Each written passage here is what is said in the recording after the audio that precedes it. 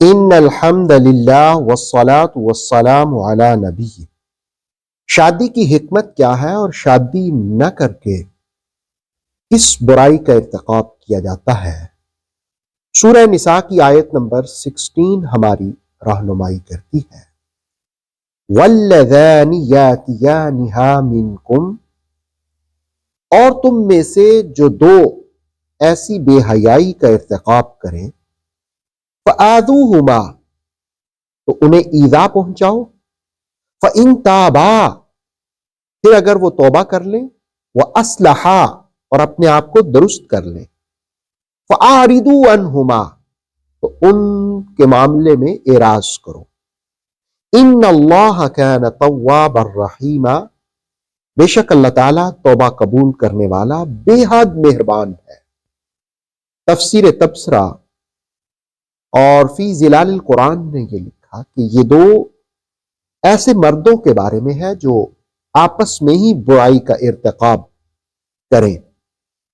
رحمت عالم صلی اللہ علیہ وآلہ وسلم کی حدیث ہے جس کو ترمذی اور ابن ماجہ میں ملاحظہ کیا جا سکتا ہے۔ ترمذی 1457 اور ابن ماجہ 2563۔ حضرت جابر کہتے ہیں کہ رسول کریم علیہ السلام نے فرمایا کہ مجھے اپنی امت میں جس چیز کا خوف ہے وہ قوم لوط کا عمل ہے، جو مردوں ہی کے ساتھ بدکاری کا ارتکاب کرتے۔ قرآن مجید سورہ اعراف کی 80 اور 81 آیت نے بھی اس کا حوالہ دیا، اور سورہ نمل کی آیت 54 اور 55 نے بھی حوالہ دیا کہ سب سے پہلے اس کام کا ارتکاب قوم لوط نے کیا تھا۔ سورہ نمل کی 58 آیت نے ان پر یعنی قوم لوط پر پتھروں کی بارش کا ذکر کیا، جبکہ سورہ ہود کی آیت 82 اور 83 نے ان کی بستی کے پلٹنے اور پتھروں کی بارش کا ذکر کیا۔ یہ ایک ایسا کام ہے جس کو رسول کریم صلی اللہ علیہ وآلہ وسلم کے دین میں پسند نہیں کیا گیا۔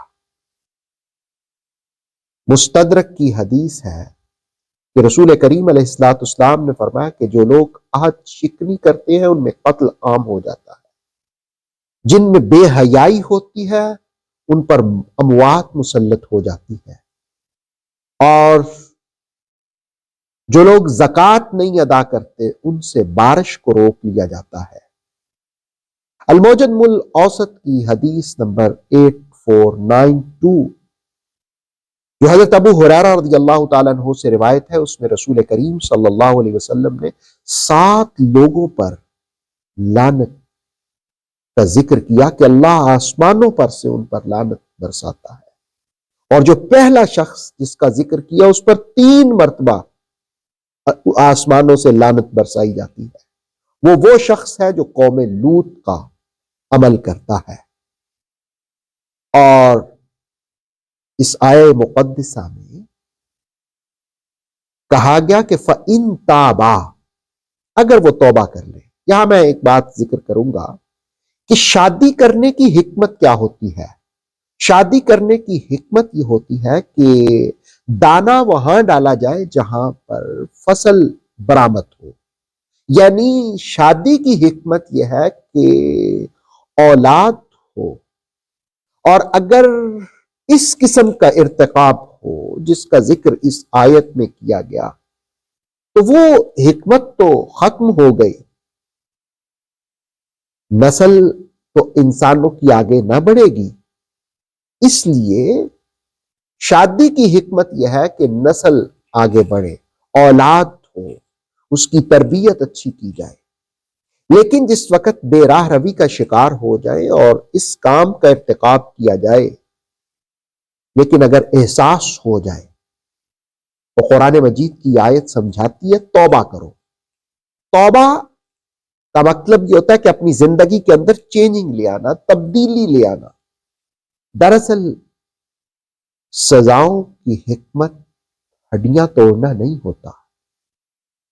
بسا اوقات تو چشم پوشی سے بھی اگلے کی اصلاح ہو جاتی ہے.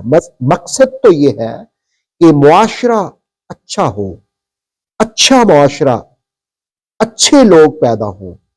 رسول اللہ صلی اللہ تعالی علیہ وسلم کی حدیث کا مفہوم یہ ہے کہ حدود کو جہاں تک ہو سکے دور پھیرو.